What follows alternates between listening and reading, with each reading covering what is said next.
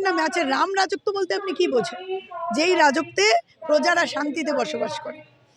কিন্তু এখানে এই যে রামরাজ্য করে চিৎকার করছেন মোদিজি, এখানে শুধু নামটা দেওয়া হচ্ছে রামের। এটা তো মোদি রাজ্য, মোদি রাজ্যে কেউ শান্তিতে নেই। যেটা তীর্থ বলি আমরা, এখানে একের পর এক মন্দির ধ্বংস করে যাচ্ছে। সেটাকে আপনি হিন্দুত্ব বলেন? হিন্দু খাতরে মে হ্যাঁ। সত্যি আজকে ওই বিশ্বনাথকে দেখলে, কাশীকে দেখলে মনে হয় যে হিন্দু খাতরে মে হ্যাঁ। মোদির নিউ ইন্ডিয়া, নতুন ভারত, যেখানে নাগরিককে প্রমাণ করতে হচ্ছে আমি নাগরিক, যেখানে ভোটারকে প্রমাণ করতে হচ্ছে আমি ভোটার, যেখানে পাহাড়কে প্রমাণ করতে হয় আমি পাহাড়, আরাবলীকে প্রমাণ করতে হচ্ছে আমি আরাবলী, শঙ্করাচার্যকে প্রমাণ করতে হচ্ছে আমি শঙ্করাচার্য, খালি মোদিকে প্রমাণ করতে হচ্ছে ভাই আমি বিশ্বগুরু আছে। হ্যাঁ, বিশ্বগুরু, কিন্তু হ্যাঁ বিশ্বগুরু বলে গাই।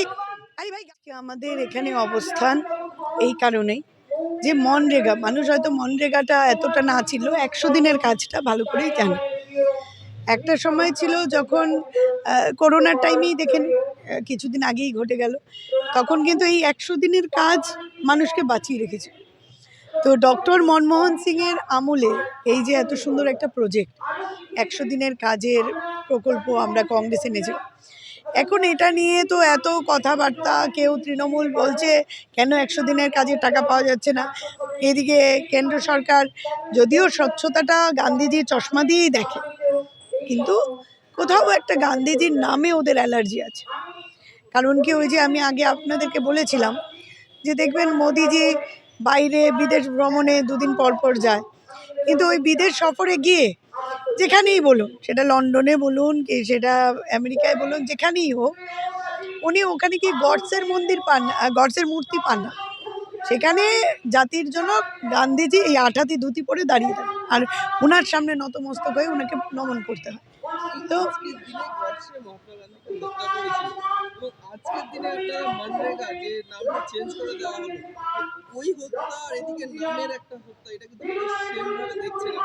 দেখুন, আজকের দিনটাকে আমরা এই কারণে বেছে নিয়েছি। দেখুন, আমরা গিয়ে কারোর পার্টি অফিস ভাঙচুর, মারধর, আমরা এটাতে বিশ্বাস করি। কারণ আমাদের দুটো হতিয়ার, একটা হলো সত্য, অহিংসা, দুটো। তাছাড়া আমাদের নেতা রাহুল গান্ধী যেমন বলছে যে ডরো মত, ঠিক সেইভাবে গান্ধীজি বলেছিল ভয়কে জয় করতে হবে। উনি শুরু করেছিলেন জেল ভরো আন্দোলন, আর ধীরে ধীরে অসহযোগ আন্দোলন। হ্যাঁ, আমাদের এই যে বিদেশি পণ্য বর্জন থেকে শুরু করে দেখুন, এই যে গান্ধীজির যে চিন্তা ভাবনা, যে বিচারধারা, আমরা তারই চিন্তা ভাবনার মধ্য দিয়ে গিয়ে একটা অবস্থান, শান্তিপূর্ণ অবস্থানে আমরা একটা প্রতিবাদ জানাচ্ছি। কিসের প্রতিবাদ? আজকে রামজি, রামের নামে। আচ্ছা, রাম রাজত্ব বলতে আপনি কি বোঝেন? যেই রাজত্বে প্রজারা শান্তিতে বসবাস করে। কিন্তু এখানে এই যে রামরাজ্য করে চিৎকার করছেন মোদিজি, এখানে শুধু নামটা দেওয়া হচ্ছে রামের। এটা তো মোদি রাজ্য, মোদি রাজ্যে কেউ শান্তিতে নেই। আর এই ভিভি রামজি বলছেন, এদিকে যারা 7 দিন কাজ করে ধরুন 7,000 টাকা মাইনে মানে পাবে 100 দিনের কাজ। আপনি যান, খবর নিয়ে নিন গ্রামেগঞ্জে, যে ব্যাংক থেকে ওরা টাকা তোলে, সেই ব্যাংকে যখন ওরা টাকাটা তুলতে যায়, 7,000 টাকার জায়গায় দেখবেন 3,000 টাকা ধরাচ্ছে, ধরে বাকি টাকাটা কাটবেন এই সরকার। তো এই যে ইউপিএর সময় মনরেগা যখন চালু হয়েছিল, তখন আপনি খবর নিয়ে দেখবেন 90% টাকা আসতো কেন্দ্র থেকে, 10% জিম্মেদারি ছিল রাজ্যের, এবং কোনো দিন কোনো টাকা বকেয়া ছিল না। সুন্দরভাবে 100 দিনের মানুষ এত খুশি ছিল কাজ পেয়ে। আর আজকের দিনে দেখুন, 100 দিনের কাজের কখনো এখানে ধর্না, কখনো ওখানে ধর্না, কখনো এখানে কাটমানি খাওয়া, কখনো সেন্ট্রাল থেকে টাকা আসছে না। এই যে আমাদের বক্তব্য হলো, এত সুন্দর একটা প্রকল্প যেটা মহাত্মা গান্ধীর নামেও, আপনারা জানেন যে আমরা বলি এটাকে 100 দিনের কাজ। তো গান্ধীজির নামে ওনাদের অ্যালার্জি আছে আমি জানি, আমি তো প্রথমেই বললাম। ওনার চশমা দিয়ে ওরা দেখতে পছন্দ করে, গান্ধীজি ওনাদের পকেটে থাকে, খুশি। কিন্তু গান্ধীজির যে বিচারধারা, গান্ধীজির যে ভাবনা, সেটাকে বুঝতে গেলে এই মোদির মতো ব্যবসায়ী সেখানে কোনোভাবেই কিছু করতে পারবে না। দেখুন, আমরা একটা প্রতিবাদ পুরো ভারতবর্ষ জুড়ে হচ্ছে, এটা কিন্তু বাংলায় না, যে 100 দিনের কাজের যে আজকে ভোগান্তি, সেটা যেন ঠিক করা হয়। এবং তার সাথে সাথে এই যে রামের নামে বজ্জাতি শুরু করেছে, আমরা চাইছি এই রামের নামের বজ্জাতিটা বাদ দিয়ে গান্ধীজি, দেখুন হিটলার হতে চাইছে, হিটলারও যেমন ওই স্টুটগার্ডের স্টেডিয়ামের নাম বদলে শুরু করেছিলেন, উনি এখানে মতোয়ারার স্টেডিয়ামের নাম বদল করেছেন। উনি মনে করছেন ওনার নামে থাকলেই যে আমি মোদি, নরেন্দ্র দামোদর মোদি, কে একটা এলিয়েন যে উপর থেকে টপকেছে নইলে গঙ্গাপুরে উঠেছে সেটাও বুঝতে পারি না ঠিকঠাক, বায়োলজিক্যাল। তার কি পরিচয়? তার নিজের বউকে উনি দেখেননি, মাকে দেখেননি, বায়োলজিক্যাল নয়, পরিবারে তো থাকার ব্যাপারই নয়। যাই হোক, হোয়াট এভার। তো গান্ধীজি পরিবারে বিশ্বাসী ছিলেন। আমাদের ভারতবর্ষের যত মানুষ আছে ভারতীয়রা একটা পরিবারে আবদ্ধ ছিল। আমার এখানে নাম বদল করে যাচ্ছে, ভারতবর্ষে একের পর এক ইস্যু, একের পর এক ইস্যু। হ্যাঁ, উত্তর দিক যে আজকে কি করে ওনারই ডিপুটি সিএম কি করে মারা গেল তার উত্তর দিক, খোলসা করুক, এই সব নিয়ে পড়ে আছে। এয়ারপোর্টে এতদিন ধরে ভোগান্তি হলো, কোনো কথা নেই। আজকে পুরো দেশে আপনারা জানেন যে বিচ্ছিন্নভাবে বিভিন্ন বিভিন্ন ঘটনা ঘটে আছে, কোনো কিছু নিয়ে উনি কি নাম বদলে দেবো? উনি কাটপেজ সরকার একটা চলছে যে আমাদের প্রকল্পগুলো জাস্ট নামটাকে বদলে নিজের প্রকল্প বলে ঘোষণা করে। দেখুন এইভাবে একটা সরকার চলতে পারে, মানুষ বুঝতে পারছে। আর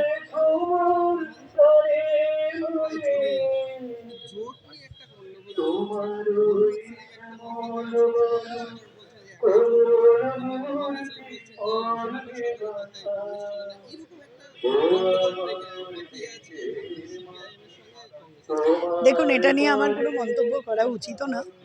হ্যাঁ, আমি নিতান্ত একজন কর্মী। আমি একটা কথাই বলবো যে অন্য দলের যারা নেতৃত্বরা রয়েছে তাদের এইরকম একটা কোনো কমেন্ট করে দাও হুটহাট করে, আমার মনে হয় না এটা উচিত। আগে যারা নেতৃত্ব স্থানীয়, আমাদেরটা একটা জাতীয় দল, জাতীয় দলের যারা সুপ্রিমো বসে আছে, আমাদের সবসময় মিটিং করে একাধিকবার আলোচনা হয়ে তারপরে একটা সিদ্ধান্ত আমরা নিই। আমরা হুটহাট করে কেউ কাউকে কিছু চাপিয়েও দিতে পারি না, কেউ কাউকে বলতেও পারে। আমাদের এখানে প্রদেশ সভাপতি আছে, আমাদের সর্বভারতীয় সভাপতি রয়েছে। তো দেখুন এটা বসার ব্যাপার, এটা একাধিকভাবে কথা বলার ব্যাপার। এখন কোন দলের নেতৃত্ব কি বলে দিল তাতে আমাদের কিছু যায় আসে না। এটা যদি কোনো রকম কোনো সিদ্ধান্ত হয় নির্বাচনের আগে, তখন আমরা সেটা মানব। আমরা তো এমন নয় যে মানিনি। এখন আমাদের, আপনি দেখছেন বা বিভিন্ন সার্ভেতে, তোমরা যেরকম ডিজিটাল মিডিয়া আছো এরকম বিভিন্ন সার্ভেতে উঠে এসছে কংগ্রেসের ভোট ব্যাংক অনেক বেড়ে গেছে, আমাদের ভোট পার্সেন্টেজ বাড়ছে, মানুষ কংগ্রেসকে নিচ্ছে, গ্রহণ করছে। কারণ একমাত্র কংগ্রেসই আছে যে এই যে পরিস্থিতি চারদিকে হয়ে আছে, সাম্প্রদায়িকতার বিরুদ্ধে বা কোনো কিছুর বিরুদ্ধে যদি কেউ যেতে পারে সেটা কিন্তু কংগ্রেস।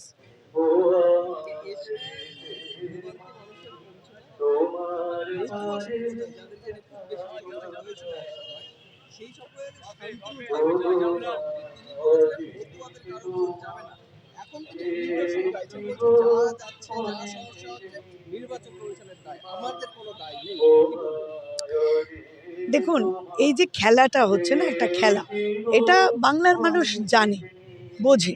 ওই যে দেখবেন যারা ঘুষপিটিয়া ইলেকশনের আগে দেখবেন ঘুষে যাবে, এখানে অলরেডি শুরু হয়ে গেছে। মোদি শাহর মতো দুজন ঘুষপিটিয়া তো ডেলি প্যাসেঞ্জারে শুরু করে দিয়েছে।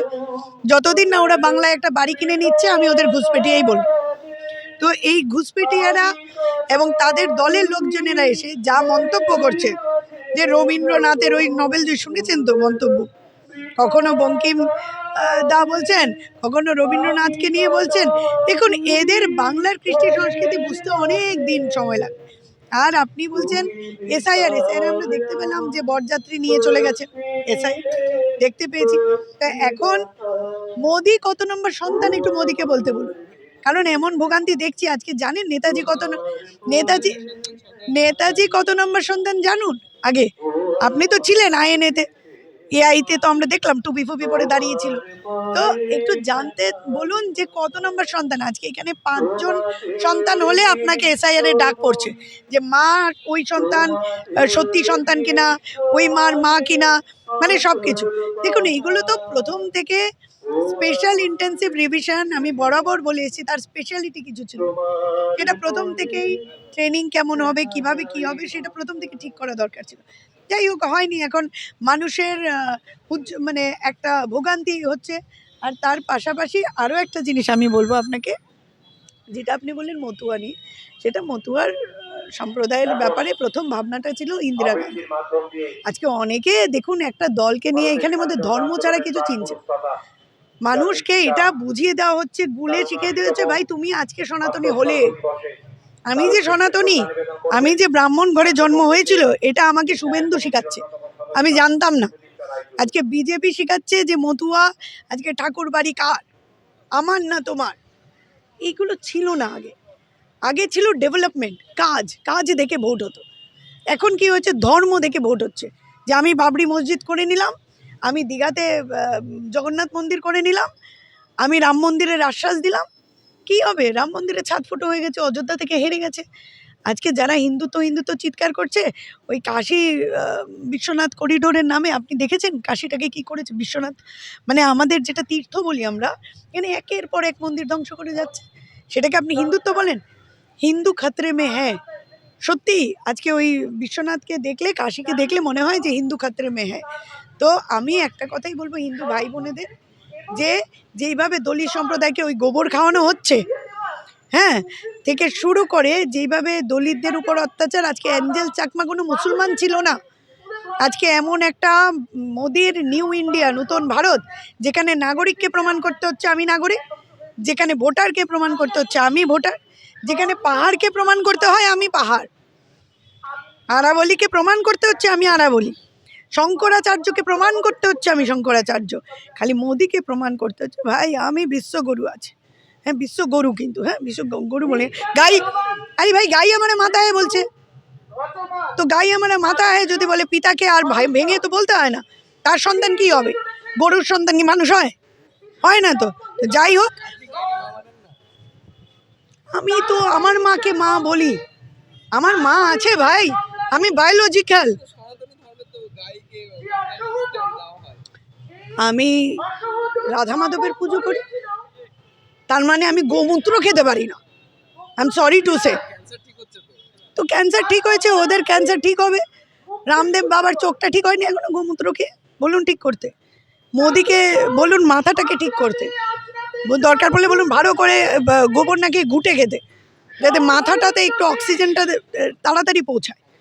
তাহলে উনি ওই এখন তো ম্যান কি বাদ বলছে, বুঝেছেন তো? ম্যান, মন না ম্যান, মানে আমি একা আমার কথা বলছি, ম্যান কি বাদ। আমি চাই হিউম্যান কি বাদ করুক, মানুষের কথা। যদি একটা পরিবার থাকতো ওনার, তাহলে আজকে ওই বউটা যদি থাকতো, বউয়ের কাছে গিয়ে মন কি বাদ করতো, আর আমাদের কাছে কাম কি বাদ করতো। ওই আমি চাই পরের প্রধানমন্ত্রীর একটা পরিবার থাকে, এর মতো পরিবারচ্যুত এলিয়েন যাতে না হয় ভাই। পরিবার আছে, মা আছে, বোন আছে, সবাই ফ্যামিলি আছে, তো পরিবারে ও তো মাকে দেখলো না, তো মাকে ত্যাগ করে দিল। আমি বলেছি পরিবার থাকা চাই, কারণ পরিবারের সাথে গিয়ে মন কি বাত বলুক, আমি আমার যখন কষ্ট হবে মাকে বলবো, কিন্তু ওই কাম কি বাতটা জনগণের, নাহলে বেরোজগারি, মেহেঙ্গাই, অত্যাচার এগুলো হতো না। তো আমার মনে হয় ওনাকে গোবর ঘুটে সব খাওয়া দরকার, যাতে মাথাটা ঠিক হয়।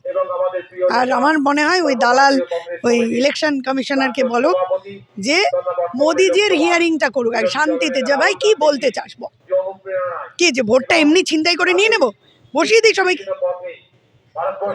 মানে কি চাইছে এটা কি? না হিন্দুকে বাঁচাতে চাইছে, না দলিতকে বাঁচাতে চাইছে, না হিন্দু মুসলমান, কি চাইছে কি? আমি তো মানে বাংলাদেশ না থাকলে, পাকিস্তান না থাকলে আমি যে জাতীয়তা বোধহয় আমাদের হতো না আর কি। আজকের দিন আমার এটা মনে হয়, মাঝে মাঝে নিজেদের দেখলে এটা মনে হয়।